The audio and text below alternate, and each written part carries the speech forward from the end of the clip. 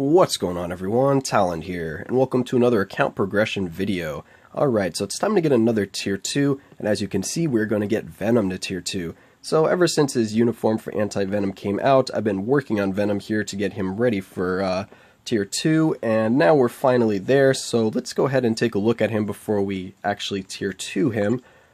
So we have physical attack or all attack on his first gear here, we have all defense, HP, and then some skill cooldown with a little bit of ignore defense at the bottom there. Alright, and over here the obelisk for him, I decided to go with a immune to guard break obelisk because I really think Venom needs the guard break immunity because of his 5th skill, which is going to provide you with that massive healing if you can actually get the skill to cast fully. So that's why immune to guard break I think really suits Venom. And then after that, I think the ideal stats, of course, would be recovery rate and then invincibility. I think that would be the perfect obelisk for him. But I've had horrible luck rolling these immune to guard break obelisks. I've probably went through about 15 to 20 immune to guard break obelisks, and every single one of them had no good stats. Not one of them gave me invincibility, and this was the only one that even gave me a damage proc, and it was before I even got it to 6 stars, and I just kept it because my luck has been so bad with them. So I went with the dodge with the damage proc here, which I think is a good second option if you want to build him with a damage proc, but I still think you want to try to get recovery rate. Dodge is still going to be somewhat useful on him. It's just, like I said, this was the best one that I happened to roll, so that's what he's going to be using for now. And let's go ahead and check out his skills here. So we have his 2nd skill all the way leveled up for the heal. We have his 4th skill leveled up for the heal as well. And same for the 5th skill to level up for the heal. So those 3 heals are really nice. That's why it would be better to have a recovery rate on the obelisk, because you kind of can synergize with that and get even more healing going on. We have Power of the Angry Hulk as his isolate set.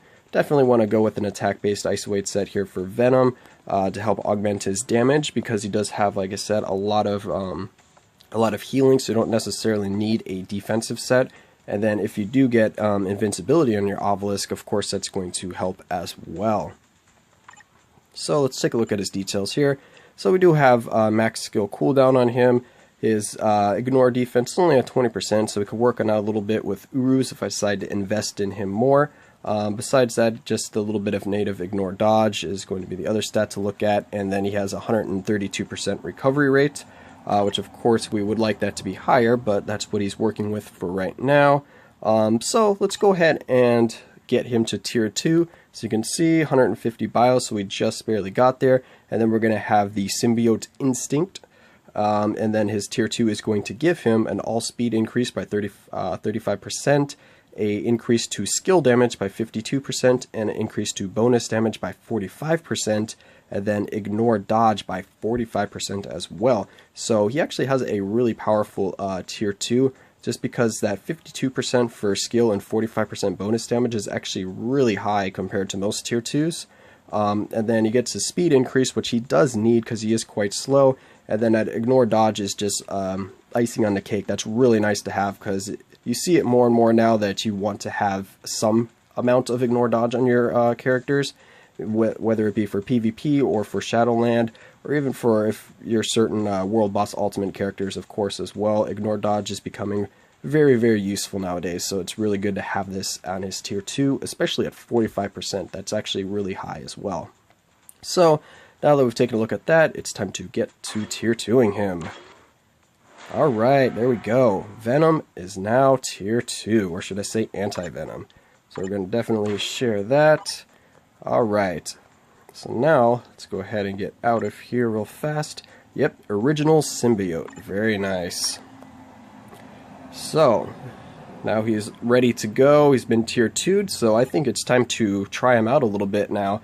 I'm pretty excited to see how well he will do here at tier 2, and I'm really curious to see the nice increase in damage. So let's go ahead and try him out.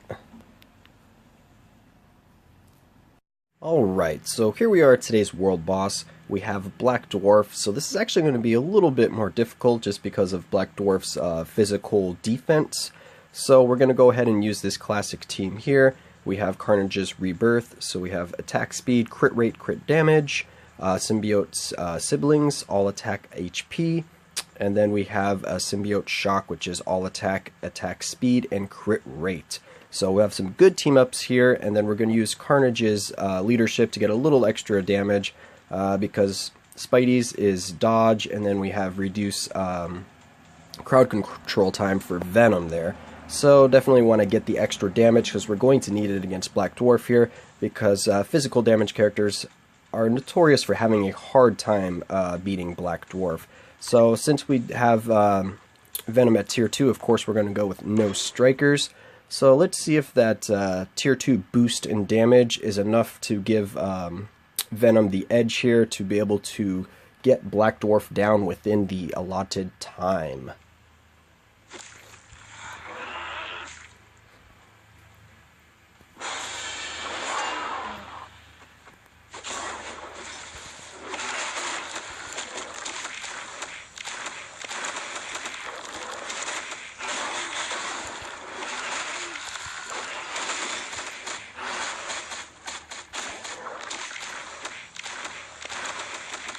Not sure which skill I want to try to have the damage proc on.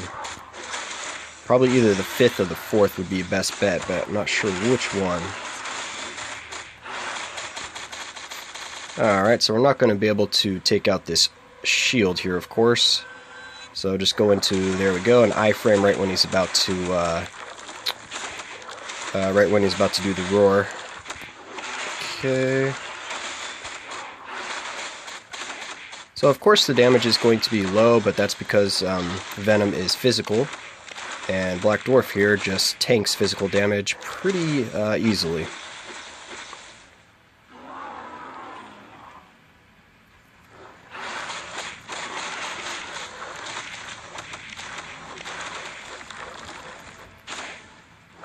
Oh, he's doing the ground pound. Time to run away. And now we'll get all of our health back with our 5th skill here. That 5th skill is really nice. It is basically like a full heal. Is he doing the ground pound? Yeah, I thought he was.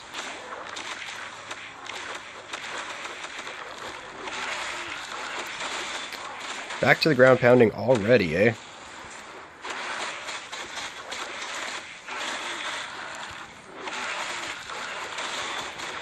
Alright, so we're getting close to half health, so we might actually have enough damage to do this, it looks like.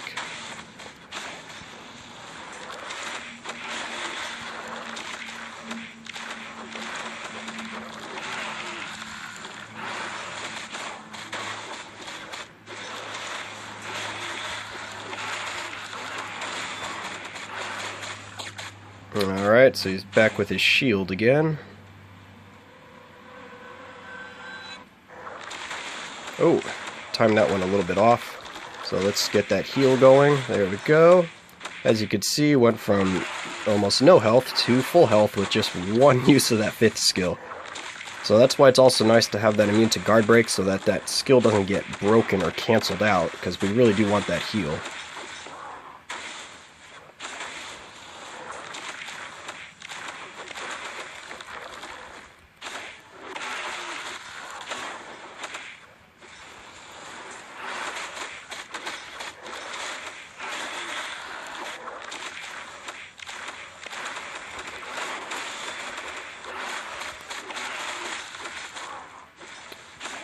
Just like ground pounds all day, every day for Black Dwarf here. That's why he's so annoying to fight.